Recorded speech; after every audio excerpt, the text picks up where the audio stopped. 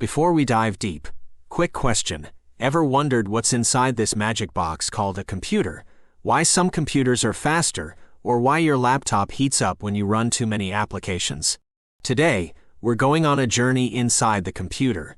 Let's understand its basic structure and how everything fits together. We'll learn about its organization, how it evolved over time, and those hidden pathways called bus structures that help it function. Hello everyone.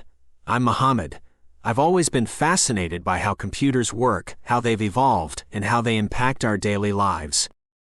Today, I'm thrilled to take you on a journey through the world of computers, from their basic structure to their fascinating history. My aim is not just to share knowledge, but to ignite the same passion and curiosity in you. Let's embark on this bite-sized adventure together. As we embark on this exploration, I want to give you a brief roadmap of our journey today. We'll start with understanding the fundamental pillars of a computer, diving deep into its brain, the memory, and how it communicates with the world.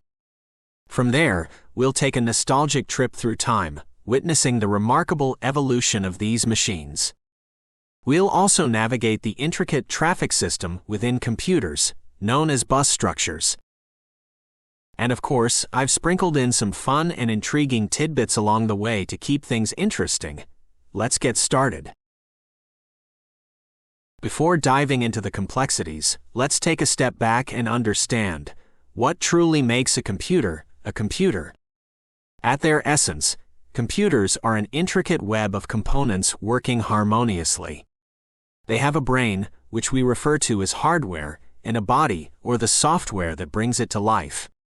Over the years, this simple machine, initially designed as a calculator, has evolved to become the powerhouse of today, capable of tasks as complex as artificial intelligence.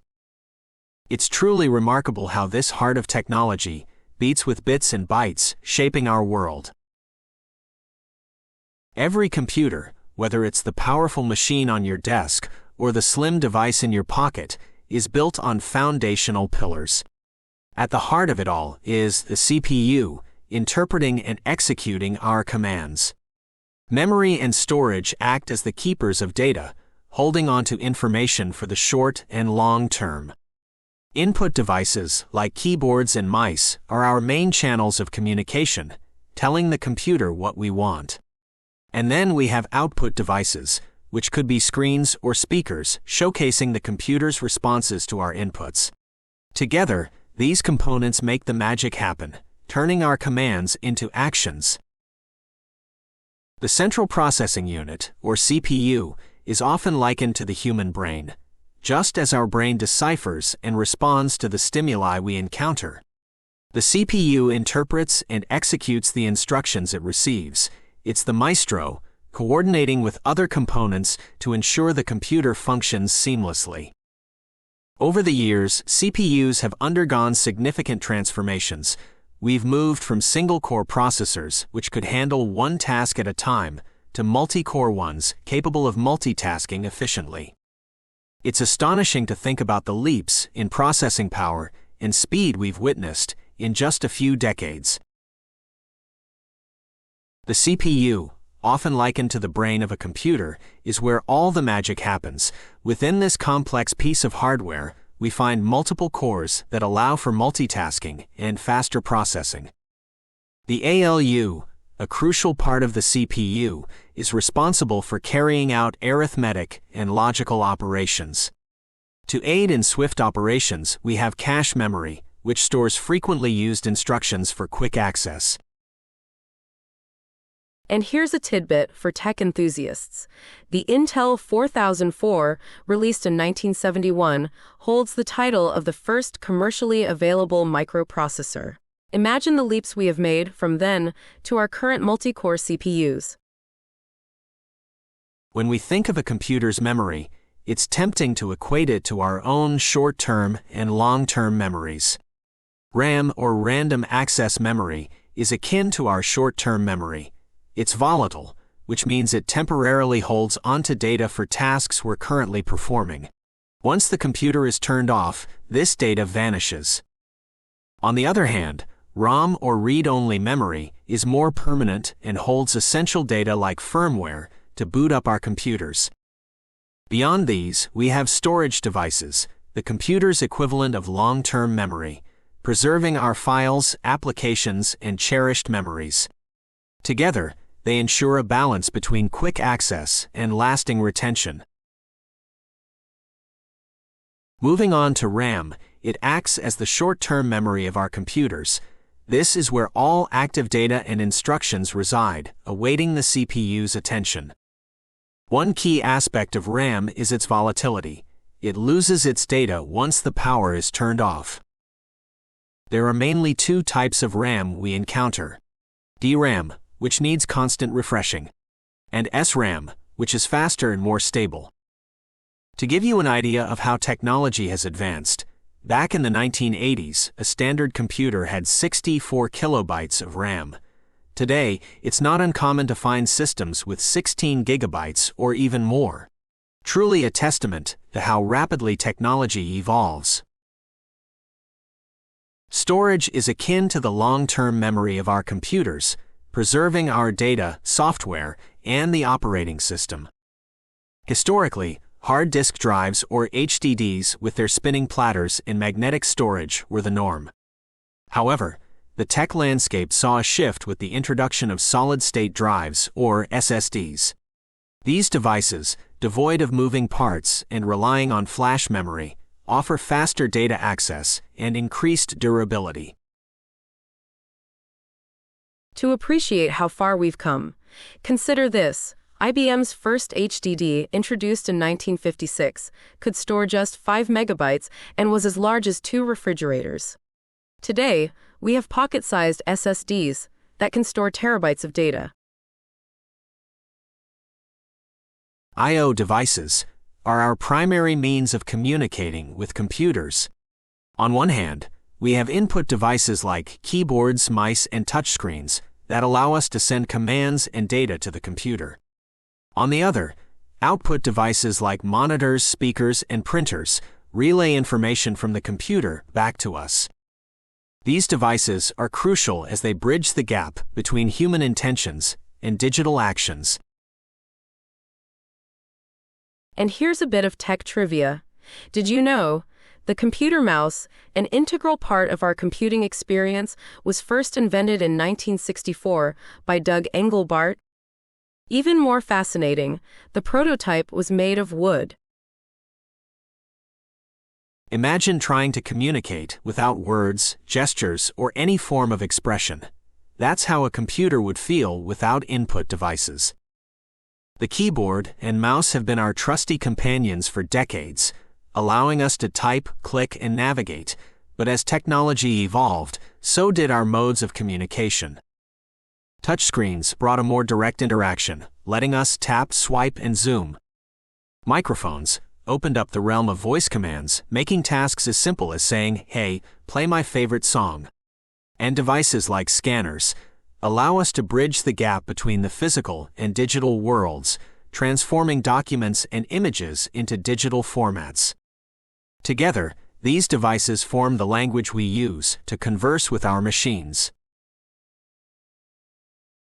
Just as we communicate our instructions to computers, they too have ways of responding back to us, and that's where output devices come into play. The monitor, or display, is perhaps the most visual way computers show us information, whether it's a document, a video, or a video call with a loved one. For sounds, be it music, alerts, or voice chats, we have speakers and headphones.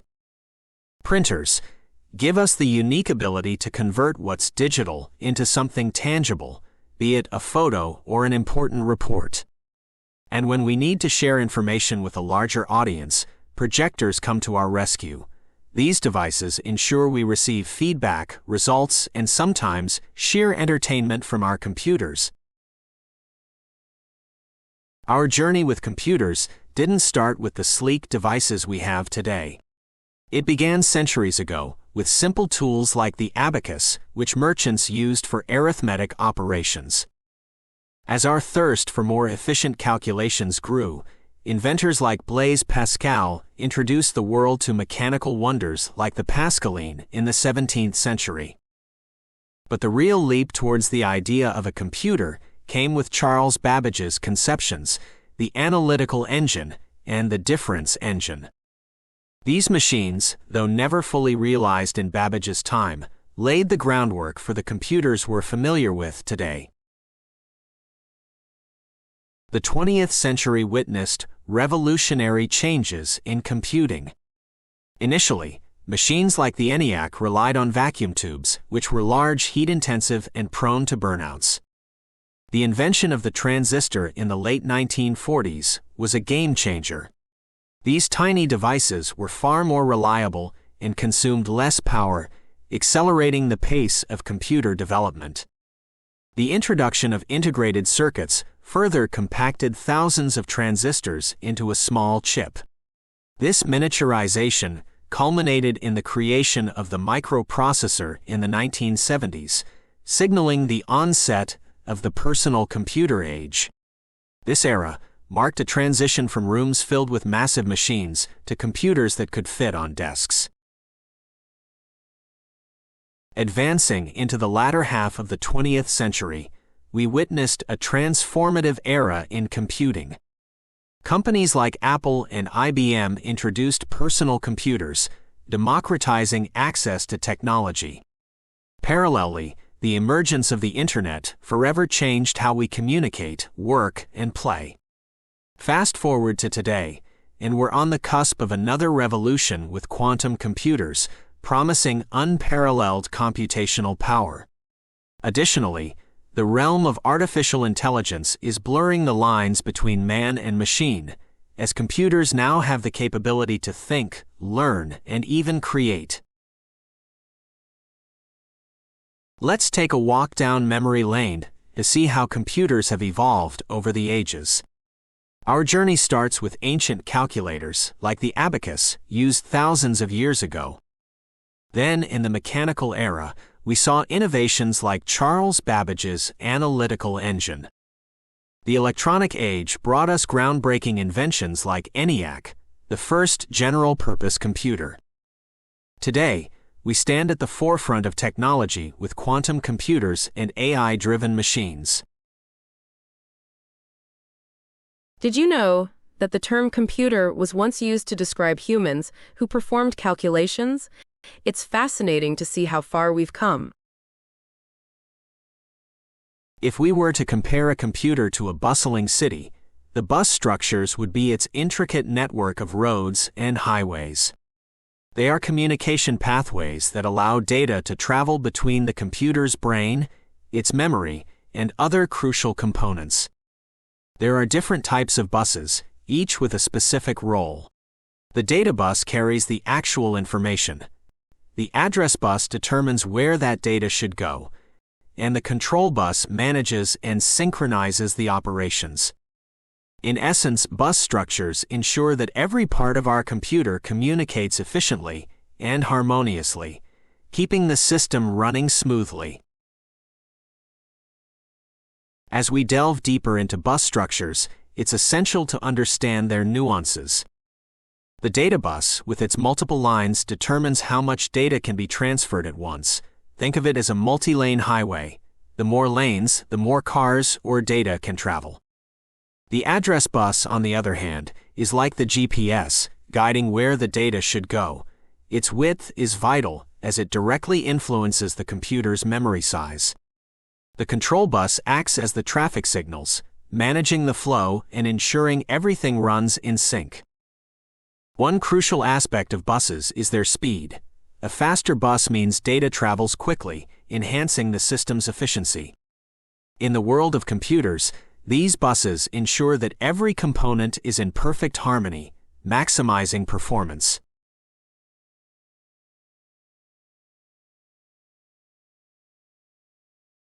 As we journey through the evolution of computers, here's a bite-sized tidbit for you. Imagine a computer so massive that it occupied an entire room. The ENIAC, built in the mid-1940s, was just that, weighing over 30 tons and sprawling across 1,800 square feet. It's astounding to think that today's smartphones, mere fractions of the size, possess computing power that far surpasses the ENIAC. It's a testament to how far we've come in miniaturizing and maximizing the capabilities of these incredible machines. It's fascinating to consider the vast leaps we've made from room-sized computers to the plethora of devices we have today. In fact, here's a nugget of information for you. As we entered the 2020s, the number of connected devices globally surpassed the human population. From the phone in your pocket to the smartwatch on your wrist, and even the emerging realm of smart glasses, we're surrounded by computing power in ways our predecessors could only dream of. It makes you wonder, with the rapid pace of innovation, what the next decade holds in store for us. We've embarked on a remarkable journey today, from understanding the core components that make our computers tick, to traveling back in time and witnessing the evolutionary leaps in technology. We've seen how intricate bus structures ensure seamless communication within our machines, and marveled at the transformative power of innovations, both past and present. As we wrap up, I hope this presentation has ignited a sense of wonder and curiosity about the world of computers. The future is ripe with possibilities, and I'm excited to see where technology takes us next. It's been a pleasure guiding you through the captivating world of computers. From the foundational structures to the milestones in history, our journey has been both enlightening and inspiring. I truly appreciate your attention and engagement. Thank you.